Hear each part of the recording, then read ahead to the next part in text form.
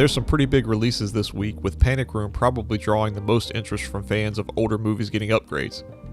And I had hoped to do a review of this, but my pre-order hasn't come in yet, so it's probably going to be pointless by the time I do get it. Especially when the obsessives over at blu-ray.com and Reddit have already got their copy and they've been playing Where's Waldo all weekend with it. And there was a good chance they were going to shit on this one anyway, because once they get a whiff of some kind of alteration, like AI, CGI, DNR, that's it. You're marked.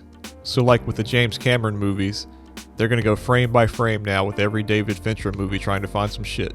A fucking Coke can that's turned around or something like that. Because that's all they care about. They don't care about what it actually looks like. They don't care about detail or sharpness, and they can't enjoy these new 4K releases because their mind won't let them. They're addicted to being miserable and they want to drag you down with them. So my advice on this one is to ignore all that bullshit and focus on the movie. Because if you're interested in the movie and you want to own it in the best quality available, it's the Blu-ray or digital. That's it.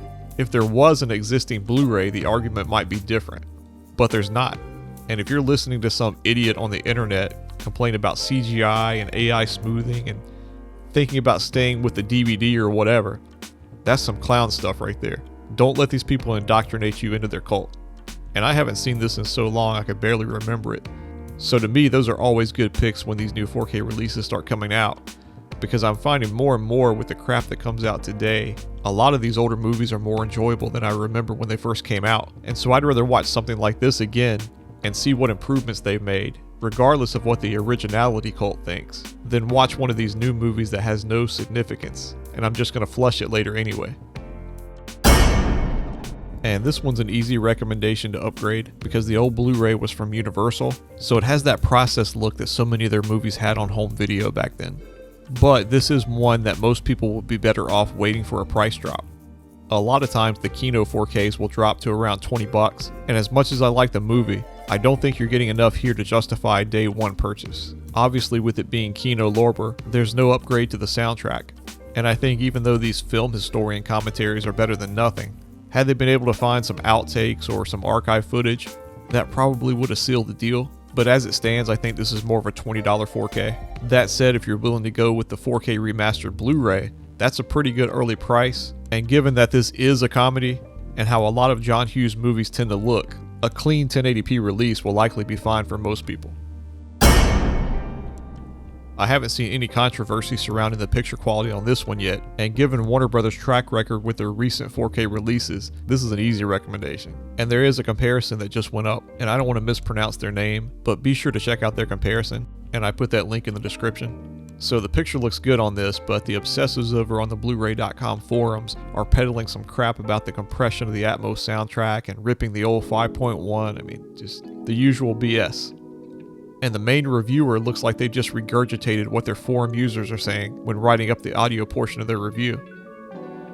But it's funny because Shane Lee, who has access to much better equipment than these charlatans, doesn't mention anything like that in his review, so I would be cautious in listening to anything they have to say. I guess when the picture quality's great, they're going to come after the audio, but don't let yourself get sucked into their misery. Don't let somebody else cause you to not enjoy something just because they're obsessive enough to find every flaw in these 4Ks. And a lot of this stuff you probably wouldn't notice anyway, or it doesn't really matter.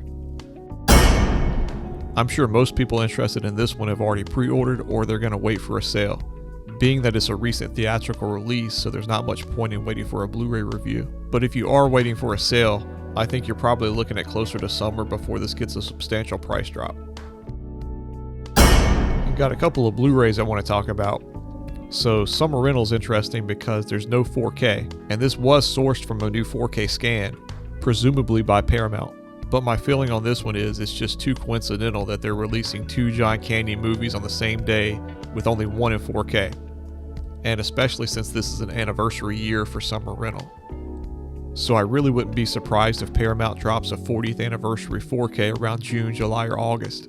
And given their history with anniversary editions with 0 new extras, and that the 4K scan has already been done, I would guess that the discs and the steelbooks are all just waiting to get pressed at this point. That said, if you're willing to go with the Blu-ray, being that this is a comedy and you don't want to wait, or maybe you're interested in these new historian commentaries from Kino Lorber, then like Uncle Buck, the price is pretty solid for a new Blu-ray release. And the other one I wanted to mention is Bandits. This one had a Blu-ray from Olive Films that went out of print, and even though this is just a reissue of that, I'm glad MGM made this one available as an MOD release, so people who want a copy don't have to get ripped off by these resellers just because something went out of print. So that's it for this one, but be sure to let me know in the comments which Blu-rays you're interested in this week.